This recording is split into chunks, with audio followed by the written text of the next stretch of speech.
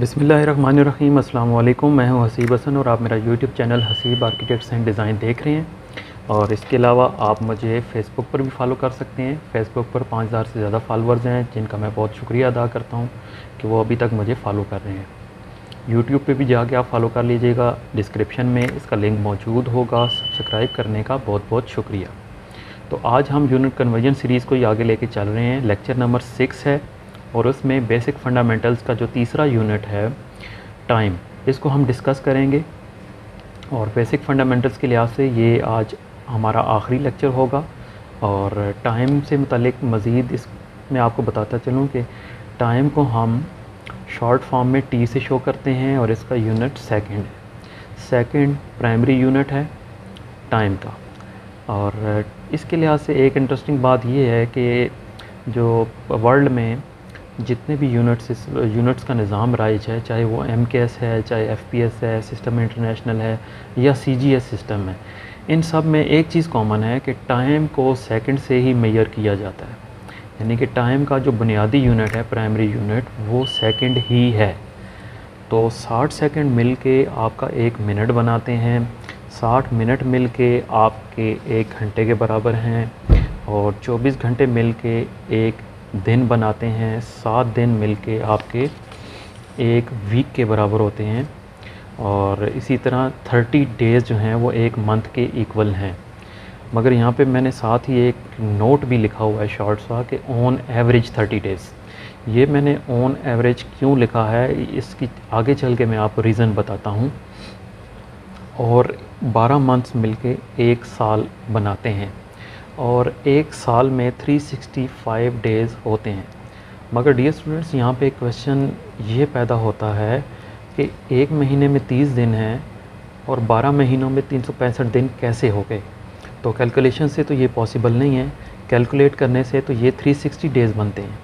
ये 365 डेज़ मैंने क्यों लिखे हैं, तो इसकी रीज़न मैं आपको अभी बताता चलूँ कि एक्चुअल में जो साल में दिन होते हैं वो 365 दिन ही होते हैं। और ये कैसे होते हैं मैं आपको मंथ बाय मंथ जो दिन होते हैं वो मैं आपको बताता हूँ। कि जनवरी पे आ जाएं तो आपके 31 डेज़ हैं। फरवरी को अगर आप देखें तो 28 या 29 दिन होते हैं। 28 या 29 दिन मैंने क्यों लिखा है वो भी मैं आपको आगे चल के बताता हूँ कि उसकी रीज़न क्या है।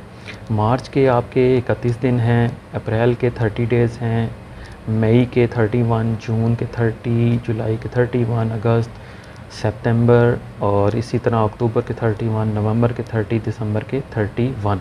तो इन सब को मैनुअली अगर आप काउंट करेंगे तो ये 365 दिन बनते हैं। ठीक है जी। नॉर्मली हम यही कहते हैं कि साल के 365 दिन होते हैं। मगर साथ में मैंने एक और नोट भी लिखा है कि 365 डेज़ एंड 6 आवर्स। तो 6 आवर्स क्यों लिखा है, ये जो इन्फॉर्मेशन है ये कॉमन नहीं है। साइंटिफिकली जो 1 साल का जो पीरियड माना जाता है वो ये होता है कि ज़मीन सूरज के गिर्द जो अपना 1 चक्कर मुकम्मल करती है वो 365 डेज़ में करती है। 365 दिन और 6 घंटे इस पे लगते हैं ज़मीन को अपने सूरज के गिर्द अपना 1 चक्कर मुकम्मल करते हुए। तो इसलिए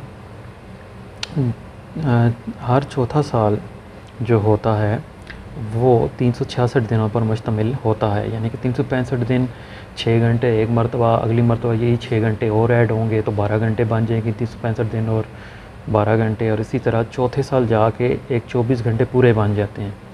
तो इसलिए हर चौथा साल जो है वो 366 डेज़ पर मुश्तमिल होता है। और इसी चौथे साल में आपकी फरवरी के 29 दिन होते हैं, 29 डेट्स होती हैं। वो साल जो 4 पे कम्प्लीटली डिवाइड होता है वो हमारा 29 फरवरी की 29 डेट्स उसमें होंगी और टोटल साल के 366 दिन होंगे। और इसको लीव का साल भी कहते हैं।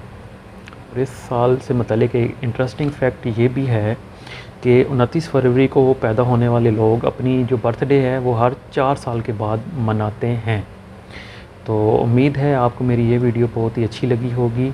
चैनल को इसी तरह फॉलो करते रहिएगा, लाइक और सब्सक्राइब भी कर दीजिएगा। और मेरे नेक्स्ट टॉपिक जो हैं वो ज़्यादा से ज़्यादा 1 या 2 वीडियोज़ ही होंगी जो कि मैं यूनिट्स पे बनाऊंगा। और नेक्स्ट वीडियोज़ के जो टॉपिक होंगे वो वॉल्यूम और एरिया पर मुश्तमिल होंगे। एरिया किसे कहते हैं और वॉल्यूम किसे कहते हैं, ये कॉन्सेप्ट्स जो हैं ये मैं क्लियर करूँगा। और उसके बाद फिर हम ऑटोकैड की तरफ आ जाएंगे और बेसिक कॉन्सेप्ट्स मैं आप सबके क्लियर करूँगा कि ऑटोकैड की ड्राइंग कैसे बनाई जाती है और लेआउट प्लान कैसे तैयार किए जाते हैं। तो तब तक मुझे फ़ॉलो करते रहिएगा। बहुत बहुत शुक्रिया। अल्लाह हाफ़िज़।